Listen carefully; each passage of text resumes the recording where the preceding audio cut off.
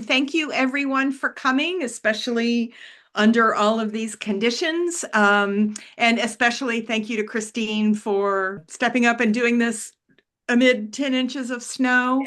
Um, I would recommend, I have now learned so much about Christine's workshops. Find somewhere to take notes because you're going to hear a whole bunch of really specific strategies. So just my advice. So thanks, Christine. You can take it away now.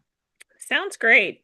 Yes, one of the missions of Defend, Publish, and Lead is to always give practical strategies you can use right now, regardless of your circumstances. So that's a mission because I'm a faculty member. I work at an institution with a 4-4 load, lots of service. We have rising scholarly expectations. So if you haven't heard me say that in a previous webinar, that's the context that we're looking at today.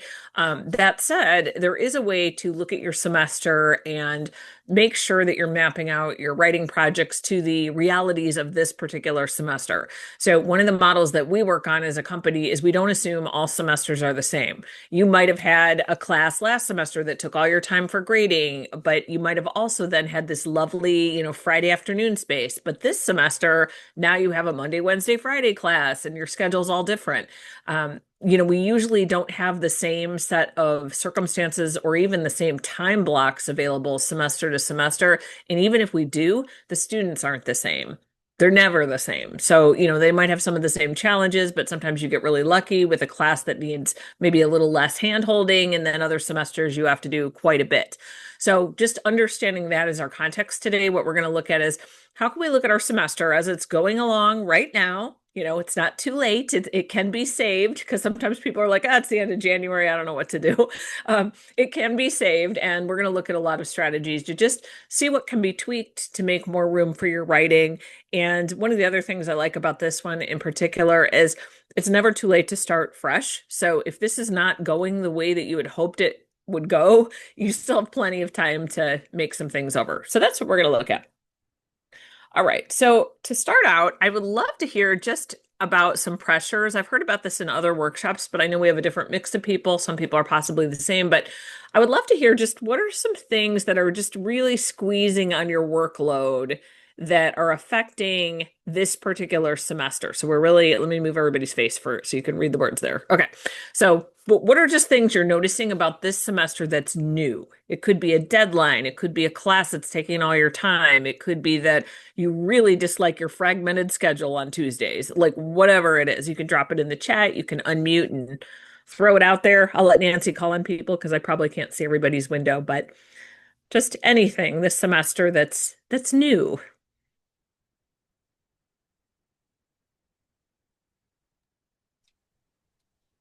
Anyone want to unmute and just share something that's new and time pressure this semester? Causing a problem, anything. This is Service. this is Carrie. Hey. I agree with the point that my promotions packet is due in 2.5 weeks, but also our department is undergoing strategic planning mid-semester, and the expectations will get something one day, and they're like, "Can we hear from you tomorrow?" Yep. So timelines. Yep, the immediate demands, and I completely understand that. We're in the process of merging some colleges. We have 6 colleges right now, and we're going down to 5. So there's a lot of like on demand, we need it yesterday type of emails that keep interrupting deep work for sure. Yeah. Anything else? Hi, my name is Yoon Sun. I am in all courses are new because I'm new faculty at TWU, so that's all new. And then one of the courses is a course I've never taught or taken, even myself as a grad student. So I'm having to like learn the materials just a few days, maybe a week before the students are. Oh, this is taking me back. So, a very long time ago, I taught Catholic school in Cleveland, and I'm trained in English. I was an 8th grade English teacher for a couple of years before I went back to graduate school. And I got assigned math classes, and I was literally like one problem set ahead of the students. It wasn't even my subject area. I was in English because I was a terrible math student, like all the things. So, that you just took me back there for a moment about sometimes you just have to prep for something you've never seen before. You don't really have any good models and you don't know what's the right answer. And that's because there isn't one yet, because you have to do it first once to kind of know through trial and error what works. So that's definitely time consuming. One thing, even with looking at models of courses that other academics might have taught at other institutions, a lot of people will suggest that as a solution to that type of a time pressure problem. But what I find is that gets me into the rabbit hole of looking at all that stuff and not actually like dealing with my own class at hand. And it's a totally different context. So yeah, these are definitely things. And then, of course, right now, depending on when your semester started, work can start coming in from students. And I find, especially after the winter break, that's tougher in the spring. Because I feel like in fall, we sort of have this like lovely time where it's a brand new academic year and it's all shiny and it's new. But when we come back after the winter break and then the work starts coming in, it's just kind of like continuing a slog from the fall semester, which sometimes drains energy. So we're going to look at a couple different ways to approach all of that. So what you are looking at on the screen is a map of what my schedule looked like in the fall. And what I did with this, or why I'm showing you fall and not spring, is because I want you to see how I strategically kind of thought through some fall planning and then some decisions I was making about some time. So what you're looking at, everything is broken up into little half-hour blocks. Not everything is on here. So if you look at that and you're like, wow, that's a light schedule. That's because I'm going to show you 3 more with stuff added in as we go. But one of the things that we'll be doing in this workshop, and I'm going to have Nancy share out a template in a little bit. Nancy, I'll tell you when. A blank template, so you can actually figure out, what does my weekly schedule look like for the most part? And of course, everybody's schedule is different week to week. You might have a random dentist appointment. Might have that one meeting that only meets once a month, but some pieces will remain the same. So what you're looking at in my schedule for the fall, what it looked like, anything pink was related to my daughter. She was a football cheerleader, so and she's 15. She couldn't drive to school yet. She's in high school, but can't drive. So I'm driving her 2 times a day. There's practices, there's all that kind of stuff. And I have all that in pink.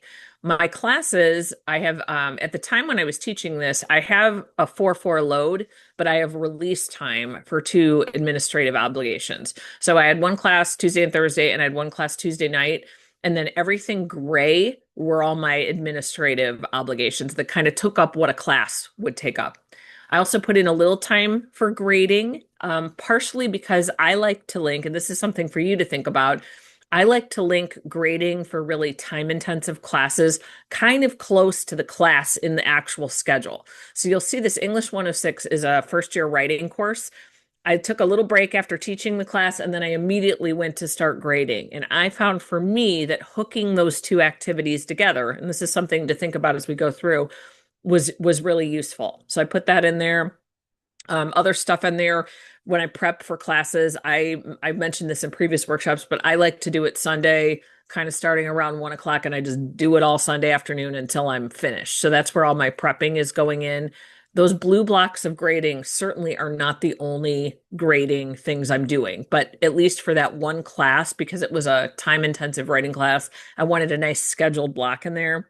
You'll notice you don't see like, office hours or anything, but I did put in some personal things. Like I don't play tennis every single day, but I want to play once a week. So I put that on there. Like to go to mass on Sundays, Catholic. So we go, it's both those things are in there, but otherwise the schedule's at this moment kind of open. And so I'm just trying to think about like, what are some big blocks that are not movable? And regular advice on faculty writing and trying to get writing tasks kind of done focuses on putting the writing in first. They say, oh, find your spot for writing first. But one of the reasons our schedules don't work is because when we try to do that, either we get interrupted because it's not at a good time, or it's not taking into account what's actually happening in my real life schedule. So for example, if I look at the schedule on Tuesday night at 5 p.m., I could, in theory, write. But I actually can't. Like by that point, I'm done. Like I'm not a great late night writer. Like there's things like that, like my own energy. But also, technically I see other slots in here, like Tuesday at 12:30, there's this little sliver between a class and grading. Some productivity experts will say, just slot that right in there. But we all know, like once you teach a class, I really advocate for not trying to write after teaching, because either you're on a high because you had a really great class and then you're all excited about other things you can do for teaching, or you're possibly on a low where they've drained all your energy for the day. But either scenario is not really great for you to kind of shift the energy to writing.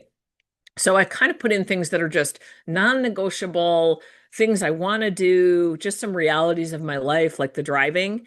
And when I'm thinking through a weekly map, I'm putting these things in first. So you're actually going to get a blank weekly map, which I'll show you a spot like when we get to it. But these are things I want you to sort of think about first when you think about a week. And one of the great things about doing this workshop a little bit later in the spring semester, since we've got like a week or two underway here, you know some things now. Like, I have that weird little slot on Mondays from 10 to 11:15 between my class and this meeting or something like that. So you probably know where these little like fragments of, sometimes they're called time confetti, just random little time moments that are open.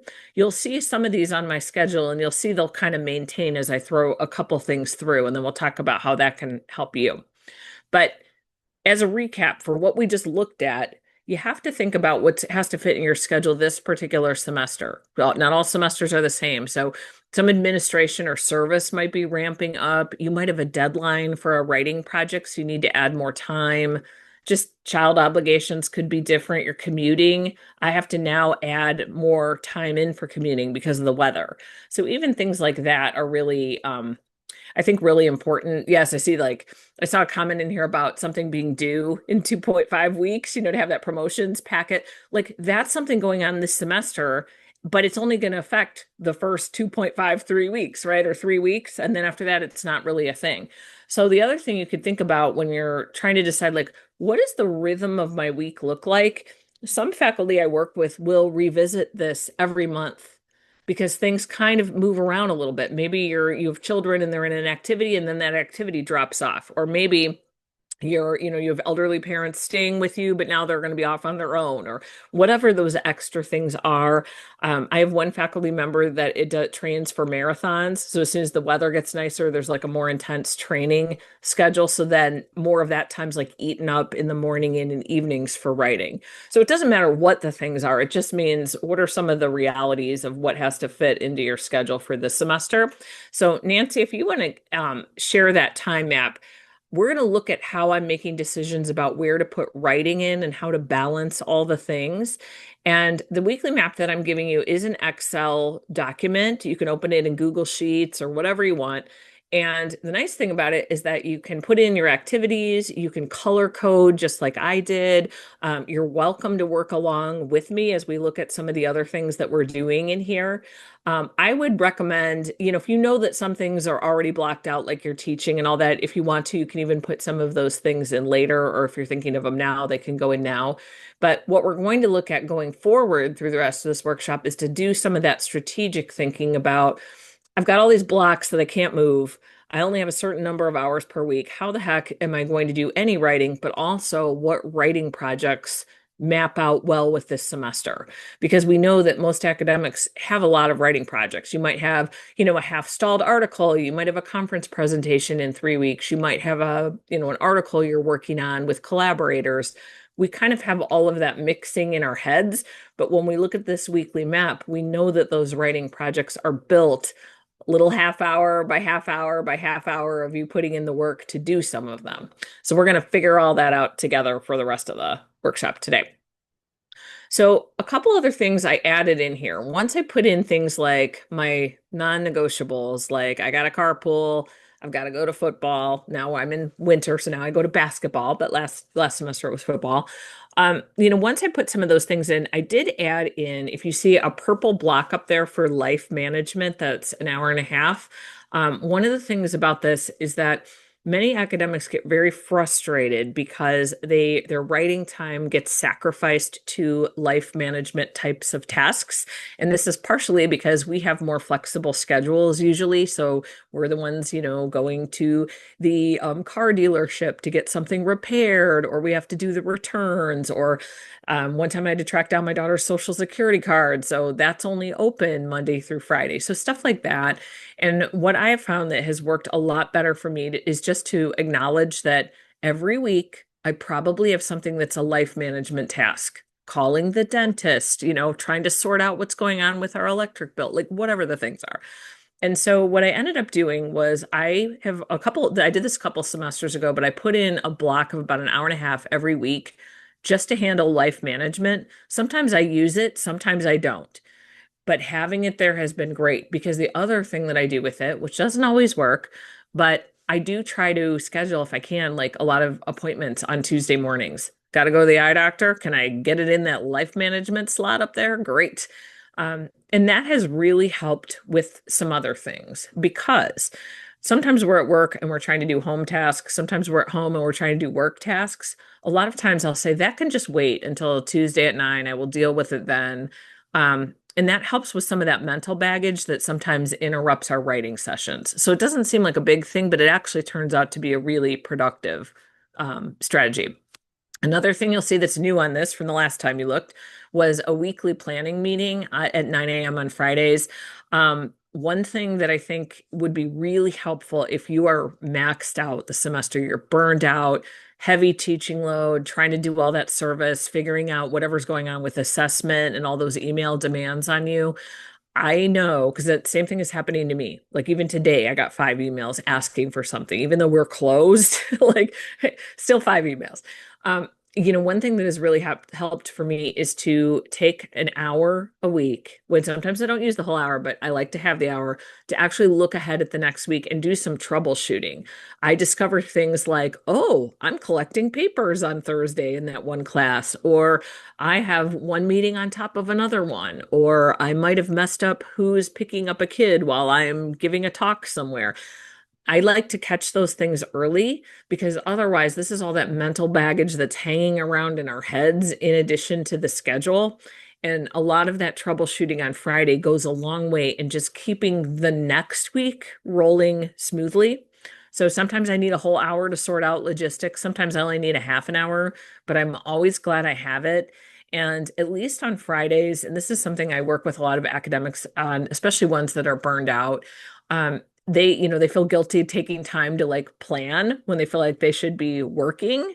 But we look at it as a form of self-care, that this is one of the best things you can do is just to make sure you know what's going on. And then you can tell yourself, I have handled that. I'm okay to go ahead and write in my writing session or do my reading or do my lab work or whatever it is.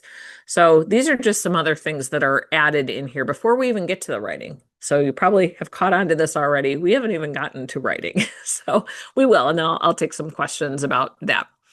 So I put writing in here in green. This is all the green slots. I know the times are cut off on the left of the screenshot. The day actually starts at like 8 a.m. After my carpool. But one of the things I knew about myself before I even got to this semester, and you may know this as well, is that in general, I tend to write a little bit better before 2:30. That didn't used to be the case. I used to be a late afternoon writer. I did it for years. I loved late afternoon. It was my favorite time, but not anymore. And so what I did was I just looked for what are the best available slots where I could get some writing done that sort of worked out. They were roughly between 2:30 and where were some holes. So in other words, instead of trying to make the writing go into a schedule where you kind of arbitrarily drop it somewhere, I'm setting it up for success a little bit because I'm putting in a time. Yes, it's a time that I probably would be more likely to get it done, right, before 2:30. But also notice it's not right after teaching. It's not really around anything that potentially is going to cause me a major disaster in some way, right? Like my chances of getting interrupted are a little bit less. So for example, on Monday, notice I do have like 2 extra like half-hour time slots between the carpool and going to my writing. That's because on Monday, and this is something you could think about as you move your little tiles around for the week, but I decided on Mondays, I don't want to start the week panicked, running. I need to be writing like the minute I get out of my car. Like, I don't want to do something like that. So, because we know how academic weeks are, you may be at the point today where everything's already off the rails. Hopefully Monday morning, sometimes you can start ahead of time with maybe a slower way to approach your week, whether you're going to teaching, whether you're going to writing. You'll notice email is not on here. This is always the thing that people will say. They'll look at this and say, well, when the heck are you doing your email? So here's when I do my email. I usually, most mornings, you'll see like right after that carpool, most of the time I have that little open slot. I will do a little early, kind of an early check just to see what's in there. But in general, I've kind of held to the idea that after my morning obligations is when I'm going to handle whatever is in the email. So sometimes I'll, if somebody asks something, I'll say, yep, I will totally get back to you. It will be probably around 12:30, or, I'll have an answer for you on that later this afternoon. And so at least for me, I kind of know I have to do it, but I'm going to worry about it a little bit later. If the email stresses you out, like, for example, Monday, if you were using this kind of a schedule and if you open your email, you're never getting to your writing time because there's some stick of dynamite waiting in there for you, which can happen. You could, and this is revolutionary, but you could say, I'm not looking until 12. I'm not looking until 1. And it's really hard because it's on our phones and on everything else. But lots of times nothing bad actually happens. So I think you have to consider what is my role right now? At the current moment, I help faculty with tenure and promotion. So I need to answer all my emails and I need to do so promptly. I can't just run away. They all have, they have their applications due for us on February 3rd. So I do need to make sure I'm very responsive to their needs, and I do. But in general, like other types of email, like things on list procs or just, random things that aren't urgent, I don't even open the email a lot of times. I'll just kind of do a quick scan of the subject lines early in the morning. And then I just tend to handle all that midday later in the day. And one of the benefits to that is sometimes those issues do get solved because somebody gets impatient and doesn't want to wait for you and they go to somebody else. So take that for what it's worth. I mean, it kind of depends on what it is, but a lot of times I'm like, oh, great. You found a seat for that student in that section. Great. That's something I don't have to do. So I just looked at what are the realities. And so you might think about that as you're scheduling some writing time. The other thing to look at is that technically, could I use all of these little white slots to do writing? Because that's something that people say is, why did you only put in a few? You have all, like Sunday morning. What about that big chunk right there? This is another thing to consider with your time and your energy and what's available to you. In other workshops, we've talked about working on an hourly range per week. And if you weren't with us for any of those, essentially what that is you're just making some decisions ahead of time. How many hours do I want to be writing? How many hours do I want to research? How many hours do I want to read? If you want to call it working time instead of writing time, that's fine, because not all of us are writing. Sometimes we're doing research during that time or whatever it is. But trying to decide like how much is, what I reasonably can pull off. Like I actually want to pull off and I reasonably can do it. So I like the idea of a range to say, okay, I want to write between 7 and 10 hours a week, or I want to work between 7 and 10 on my scholarship. I have to do at least 7, but once I do 10, that's plenty. And so if I was going to schedule that kind of scenario, I'd probably make sure I have 10 hours on there, knowing that I might lose a half hour or 2 or 3 to, some kind of emergency. Are there any questions about that or anything on here before we move on? Just how to think through some of these big pieces?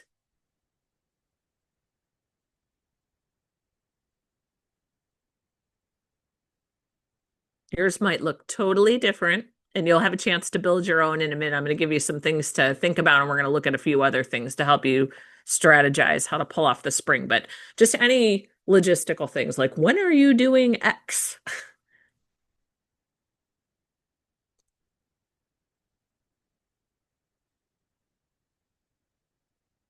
These are a couple questions that have come up before. One of the things is people will ask about transport, like how long does it take you to commute? And what about walking between classes if they're face to face and all that kind of stuff?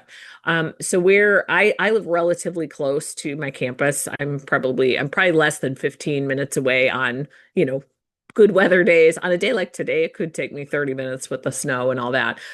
So a lot of times in those white slots in the morning, that's when I'm getting to work, right? So things like lunch is really important. So people will say, where the heck did you put lunch? And then a lot of people laugh because they're like, I don't bother to eat lunch either because there's no time. There is time. And so where I pull that off in my writing time, I always bring something with me that I have available. So lunch is there. In some of my meetings, especially like in my faculty writing group, which is Thursday's little block right there that I run, we all just bring our own to that group. There are times that I just don't get lunch. Like I will sometimes skip for whatever reason. It's not great. I will just sort of mainline a cup of coffee and hope for the best. It's not the best, but I would say it is still happening. It's just overlapped with other activities. And then same thing for like dinner and other things. That's all, later in the evening. But that's when that's happening. Other types of exercise, that's always something people ask about. They're like, well, do you go to the gym or do any of that? Yes. So usually when that kind of stuff happens is again later at night. My daughter, the one that I mentioned that is a cheerleader, she likes to go. I like to go. So sometimes we'll go later, and sometimes it just doesn't happen in some weeks. It just doesn't. I have a dog, walk the dog. That's it. Like it's just not, it may not happen in certain semesters. And this one, it remains to be seen in the spring, but it all depends on weather and stuff like that. So I don't put it in as a non-negotiable, but you might. So, oh, Nancy, that's so funny. Yes, I don't know why we didn't ask about lunch, but other people will. I just did this workshop with another university, and that somebody raised their hand and they're like, I don't want to ask this because I don't know about if you're like dieting or something, but what about lunch? And I was like, no, I'm like, it's in there. So I just tried. This is the other thing that you're noticing on here. I know if I color coded every little block on the schedule, I would be so overwhelmed because Okay. your immediate thing is you look at it, you say, "Oh, it's 12:30. I should be doing blah blah blah." No, like that we do too much rushing around already, and that's honestly not realistic for academics to maintain. So what the idea of doing a template is just to say, if I could have an ideal week with all my blocks where they are, my realities of this semester where they are, the things that I want to do this semester where they are, where am I doing other stuff? And one of the things that this does is that now I know, okay, Monday, Wednesday, Friday mornings generally are spent on writing. Like it's kind of a rule for the semester. So I know not to schedule in meetings during that time. I know that if I don't write Wednesday morning, I only have one other time on Friday before the next week starts again. So the other nice thing about this is if you have some awareness of like what the week looks like visually, it's really difficult. Well, not difficult. It's less attractive to cancel writing or your work session in favor of something else because you realize very quickly, like, oh, it's Saturday already, and I'm not going to get another chance to do writing again until Monday. So the other thing with this is if you color code it and either keep it on your desktop, I have a lot of people make it wallpaper. They sometimes will take a picture of it on their phone, but it answers the question that many academics ask themselves, which is, what am I supposed to be doing right now? This is when you hopefully you had kind of a clear head, recognize what are some blocks. Some people will make one of these every single week. They'll keep the core blocks, and then put in different things like meetings. Like if you have a schedule that's all over the place every single week. I had one of those a couple semesters ago when I had a really weird administrative load where meetings were just kind of, I knew about them, but they were never at the same time because they were a meeting with different constituencies. If you've got something like that, you may have to do it more than once. But it's some good time awareness of how much time do I actually have, and then what am I supposed to be doing? So let's look at that and thinking about writing projects, because this kind of says, all right, these are the big bones. This is kind of what I want a week to look like. This is about how much time I have to write or work or research. And then what happens from here? So when you're thinking about your schedule, and this is something you probably started thinking about as we looked at mine, but did anybody notice that they've got some, little tiny slices of writing time that might be available? They might be rethinking about when they might want to work on scholarship. Some things might have come to you as we looked at mine. Did anybody think of anything that they just noticed now that we've kind of talked through lots of blocks? It could be, I'm never available before 2 p.m. or, I have a really long Monday, Wednesday, Friday, but Tuesday, Thursday are more open. It could be anything like that. Is there anything that anybody noticed or thought about as they were looking?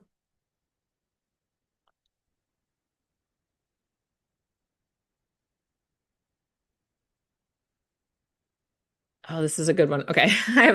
I like this comment actually. Somebody private messaged me to ask, and they basically said, I'm going to summarize this is a little bit, it's kind of a longer thing, but it basically, the effect was, is there a set time that you should be starting a work day? This person has more time available in the morning, And they said it takes them a long time to kind of ramp up and get started for lots of reasons. Like they put some of the reasons in there. I'll leave those out for now. But essentially, like they really aren't starting work till like 11 a.m. And so they just said, what does that mean when the workday is more compressed? Like maybe not as many hours are available, like when work time is available and all that kind of stuff. So, we all have the same amount of hours per week, right? The same little half-hour slots. So I don't know that that is necessarily something that would derail. I would just think about if your work day is starting at 11, so that's like this is when I start work. I would think about what tasks have to be done at work versus which ones don't. So here, like immediately for me, I know if I had to make this choice, like if I could not start at 9 a.m. and I had to start at 11, one thing that I would pay particular attention to are what are things that I could do later in the evening with kids underfoot, because I have children. I mean, it may not be your time block, but just something that you can do later. So things like grading, I don't mind if I grade with anybody around me. I don't mind doing grading when I'm tired or later at night because I'd rather have my brain power for writing projects or research or whatever. You may be the opposite. You may be somebody that's, you need more kind of mental capacity to do some of the grading, but once you get to your research, you're very excited about it and you want to work on it. So it's not as difficult. So I would think a little bit about like, what kinds of things don't you like to do? Where could they go in a way that you'll actually get them finished?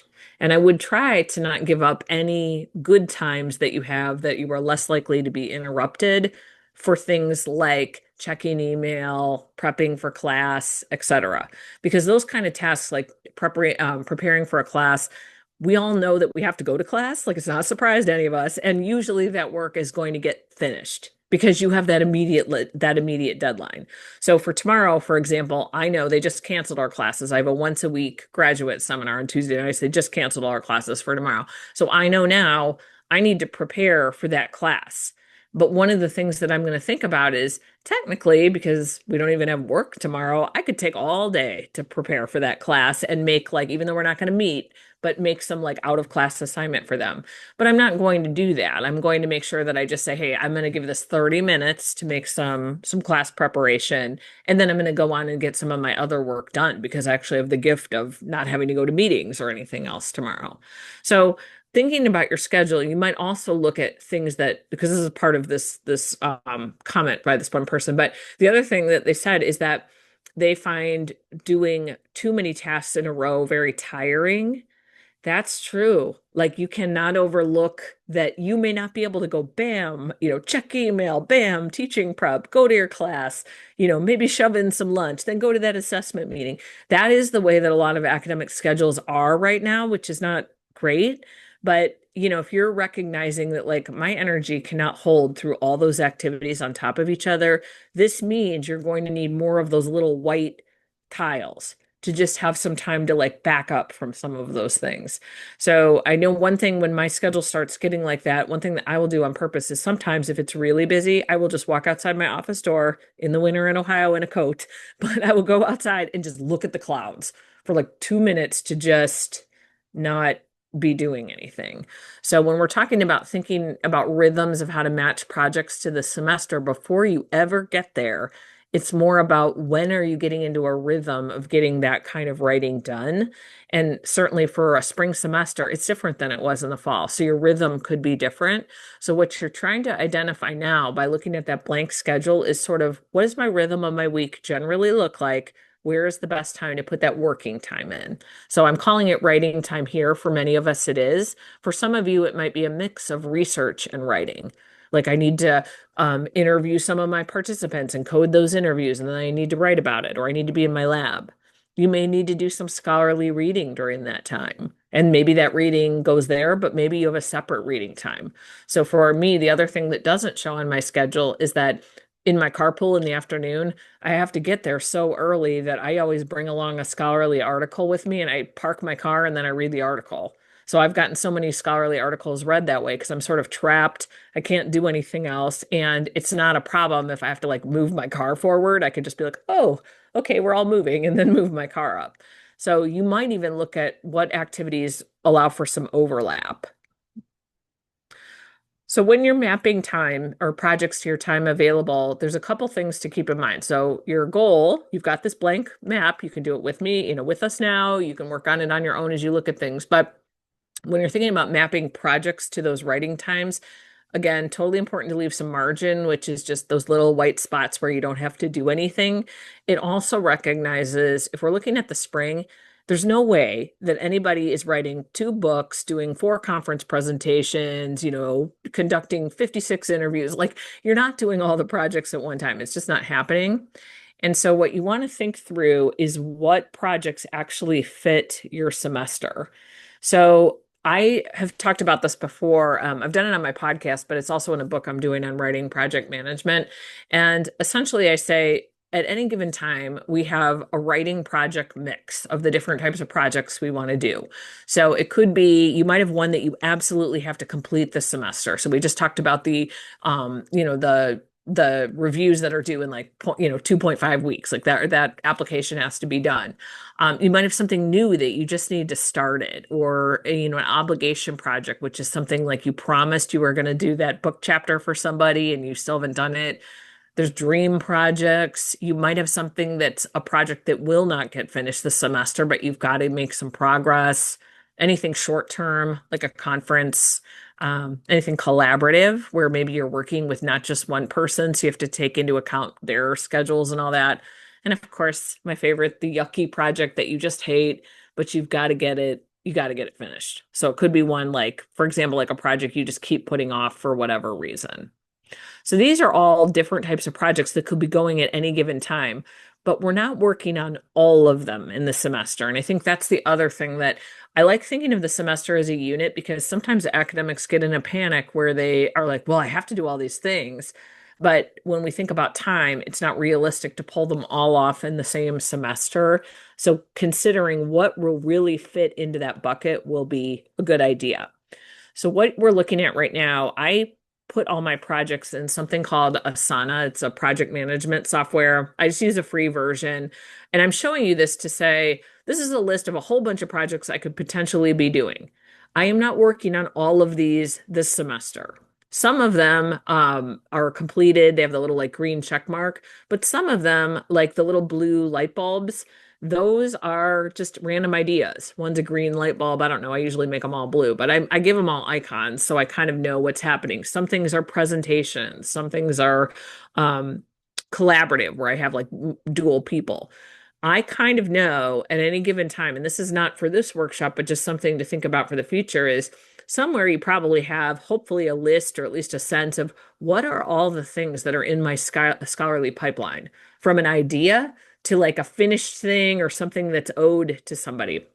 So when I need to make a decision about what am I working on this semester, it's not usually random. I know, okay, I've got these deadlines this semester. So you may have a deadline which is guiding your choices, but sometimes we don't always have a deadline. And so we're wondering what should we be working on this semester? So one of the best ways to do that is to take stock of that writing project mix and pick stuff that matches. So if I think about this spring semester right now, I have a book project due March 1st. I still have to write 2 chapters for it and revise an introduction. So it's coming. I have 5 weeks to finish. I know I have to finish, some chapters in January and February. And then as soon as I turn in that book manuscript, 4 days later, I am presenting some brand new research, not for this project, not for this book, that is coming right after I turn in that manuscript. So I've got kind of a really tight, compressed time to work on some projects with hard deadlines until March 5th. And then at that point, I can think in my semester, what else would I want to do? What else is a writing project that might want to fit? Another thing I know, and this is something that I know was mentioned earlier, but many of us have university obligations of projects we have to work on that are not our writing projects. So for example, I have to merge 2 graduate programs into one program, and I need to also tackle that this semester. So for me, I know, okay, right after that conference presentation on March 5th, I got to get going and merge those programs. So I put as kind of a maybe goal by the time I get to April to work on another book that I've been working on. But what's not happening is that there's a ton of other writing projects there's no way I'm going to do. And really, in March, after I do that conference presentation, I'm probably taking the rest of March off because I will be collapsed because I will have, written a whole book. I've done a presentation all on a very tight timeline. So you need to look at your semester, look at your deadlines, see what's left to do, and look at what's realistic. Like, what could I pull off in the hours I have available?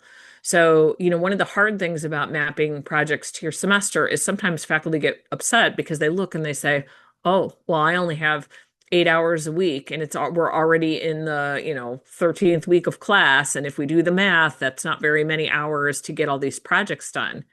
It's not. And so, one of the hard realities about this is that it is what it is. So during the semester, maybe you can only do 2 projects at one time or only one, and you just work all the way through. So if we look at that, it does not have to all be, kind of negative. There's definitely ways to think about this, but I would go back to the writing project mix. And Nancy, I will give you these slides, so you're welcome to share them with everybody. So that way people can kind of consider this as they are looking at schedules and everything else. But if you look at this, all the things with X's, I'm not doing any of those projects this semester. I'm not starting a dream project, or I'm not starting a new project. I'm not even going for my yucky project. I do have an article that I just don't love, and I'm halfway through. I don't care about that article this semester. It's just not happening. The only things that are happening are my completion project, which is this book about sabbaticals that I'm working on, and conference presentation. That's it. And that probably will be it. I may, depending on what happens, I might be able to start an ongoing project, which is the one this is for another book project. But if I look at my reality for writing time, I have 8 hours of writing per week. Right now I'm at 14 weeks. That's 112 hours for writing projects. That's for me to finish 2 chapters of a book, revise an intro, do a conference presentation, if I do nothing else. So that's a best case scenario. And so why we're looking at it in that way is so knowing the realities of what your schedule looks like, you can frame this in a more positive way about where you want to do it. So going back to that image of what that schedule looked like, if I map projects to writing time, I have to work on the book, right? So you see it Monday, Wednesday, and you also see it Friday. But Friday, I'm also using my last hour of the writing time on Friday to prep for a conference. So it says book first and then conference. And that's because I can't prep for a conference presentation. Let's say I turn in that manuscript at midnight on March 1st. I have to be presenting in another city on March 5th. For a presentation, I don't have a lot of the research completed for. It's a new area of research. So I can't forget about one project to work on another one.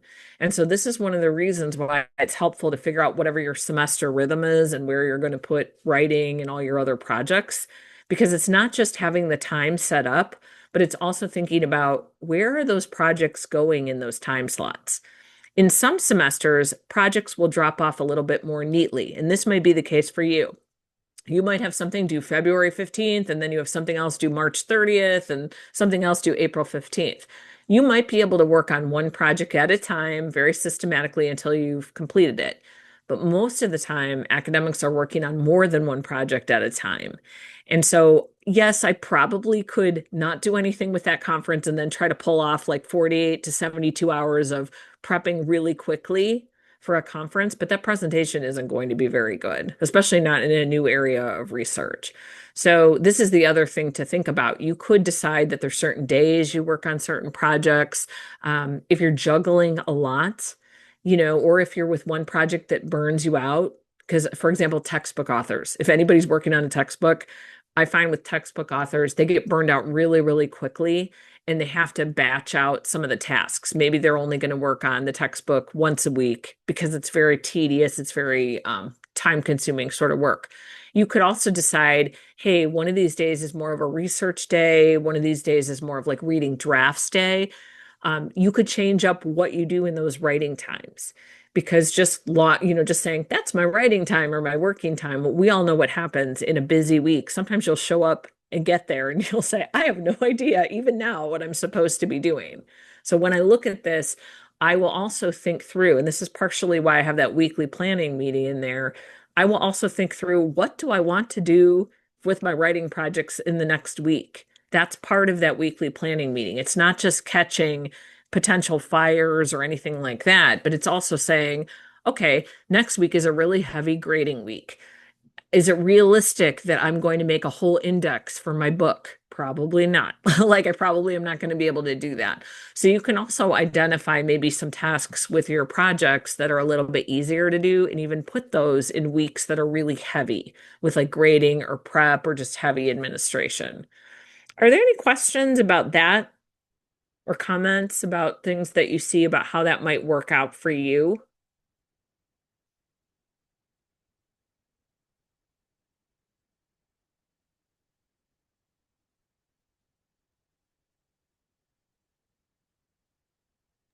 I'll say one thing, and you've alluded to this already, but Yeah. one thing I really like about this, I find myself thinking about, or more accurately, worrying about a particular project. Let's say on Monday, I'm just like, oh, I need to be making progress on this project. Da, da, da, da, da.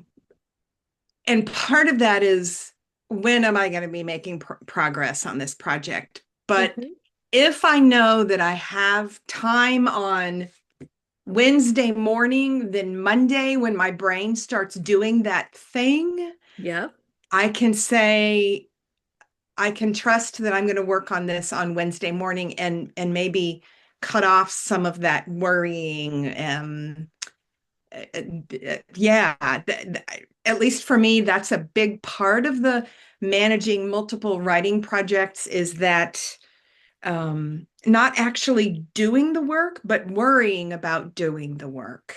Yeah. And it seems to settle some of that. It does. And here's another thing to think about. If you, depending on how you block out your writing time, I have seen some people that are wonderful with their Outlook calendars. When you have that thought, like, oh, I need to do the blah, blah, blah on project A, if you are able to do it, most people can because they have a phone or their computer nearby. But if you even want to go to that spot blocked on your calendar, if you blocked it, and drop those notes right in there, you can, that also reassures yourself that, hey, I know I had to do these 3 things for project B. They're in my, when I open up project B, or I open up my meeting or my writing time, I'll see all that stuff about project B, then I'm good. Because the other thing is, I think we always worry like tasks will fall off our list. Like, we had that great idea about that writing project. Where the heck did that go? So one of the ways is just to drop it immediately in a blocked writing time on a calendar, but there's plenty of other ways to do it. One thing that I do, I use an online notebook called Penzu that's linked, and I think I've done it in other workshops possibly for this. I will send a link to a YouTube video that explains how you use Penzu, but I will sometimes just make some quick notes there. And then I will know, like, oh, this is my plan for Wednesday. This is what I wanted to do that day. Because we all know what happens. Like, Monday, you'll have that great idea, but you'll get to Wednesday and you'll say, what was I supposed to be doing right now? Like, you're a totally different person 48 hours later. You've already lived, 2 more days of life. So yeah, the idea is that you can offload some of that. It also could change up week to week. So what we're looking at, the weekly map, this is what my time looks like right now. But we also know once you get closer to a deadline, sometimes you need to add more writing time. So one thing I know that will happen in here that is not reflected on here is that it is very likely, for example, Fridays, I am guessing hopefully I won't get rid of my weekly planning, but it might get cut down to a half hour. And then I'm probably using most of Friday for grading. Right now, I've got some nice white space Friday afternoon. Just partially, I just want it available to me. If I want to do something else, if I want to, have a longer lunch or something with somebody, like I've just left it that way. But we all know that sometimes we have to adjust to deadlines. And a lot of us are really good at shedding stuff as soon as a deadline's on us. When something's due in 72 hours, we'll get rid of things left and right. Like, I can't go to that meeting, or you have to drive that person to practice, or whatever the thing is. So this is a template because this is supposed to say what relaxed, reasonable me thinks is going on with my week. But we also know that, like, once we get closer, things will drop off. And that's the same with an interruption, because this is a question that faculty often ask me in this workshop. They'll say, that looks great, but what if I have a sick kid at home or something? So like Tuesday doesn't look like Tuesday anymore because, sick kid at home, nothing, I can't go to my class, I can't get my grading done, like whatever the thing is. That's true. If it happens on a day, like let's say it happens on Monday. Monday's my writing time. All of a sudden I can no longer do Monday. This has happened to me. I have an elderly father that sometimes I have to do some stuff for him. That's happened to me several Mondays last semester. So I lost all of Monday because I was doing, health appointments with him or whatever the issue is. So one of the things that I know is I have to fight a little bit harder to get back some of that work time in this week. I could just accept it and say, I don't get 8 hours this week. I'm only going to get 6 or whatever whatever happens. But if you have some awareness of what the rest of your week looks like, you're also a little more inclined to try to fight to get it back. So like if I lost Monday, I might add more time on Friday, or I might, for example, have someone else run my faculty writing group. So then I could get a little bit more time back. That's not my only option, but it makes me more aware of where can I possibly put it in the week. So something else to think about there. Other comments or questions about that? Or anything else we're noticing?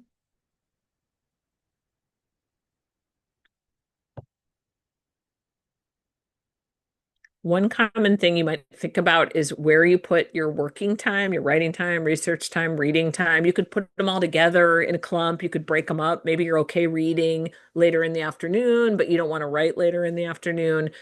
All of that is on the table, but you also could discover, for example, you put something in a spot that's just not great for you. Like you get to your writing time and you're like, I don't really want to write right now for whatever reason. Like that's not a good time for you. If you're somebody that dreads writing, you don't want super long writing blocks. Research has shown time and time again, like looking at a schedule, dreading writing, having to go, and then you see, oh, I have to do 3 hours of it. That sounds horrible. Like that's going to be a reason why you don't go at all. So if that's you, you would do better with, half hours here and there, preferably earlier in the day. So once you do them, you're like, I'm done. I don't have to do any more today. There's a lot of ways to think about that. So I would also think about like what's going to be successful for you. You'll see on mine, Monday's the longest day because Monday's the day that I will have the most energy to do that kind of work. But by Friday, I'm probably not going to want to sit in the library for 3 hours or however long I've got on there. So you can think about those things. Any other comments or questions about how to do that kind of stuff?